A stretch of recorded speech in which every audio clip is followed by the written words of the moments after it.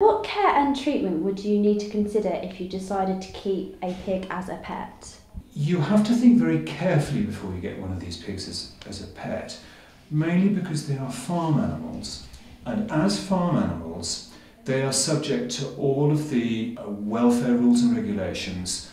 For example, you do have to be registered with DEFRA, with the ministry, before you can keep a pig. And because they are farm animals, you have to bear in mind that if there is something like a foot and mouth outbreak, which is quite likely to happen again at some stage, then the ministry are going to be keeping an eye on your pig, and they would be subject to all the same regulations as any other farmer.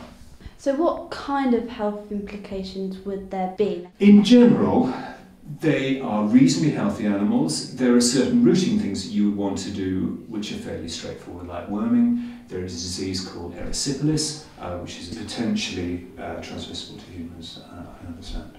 But it is something that you can vaccinate pigs against.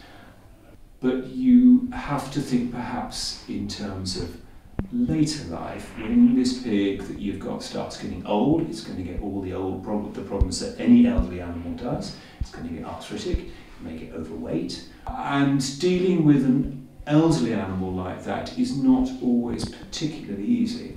But general health, no particular problems. So are there any health implications with breeding these animals? It's always just a little bit of a worry when you are selecting for extremes. It is possible that there may be health problems as a result of persistently breeding from the smallest animals.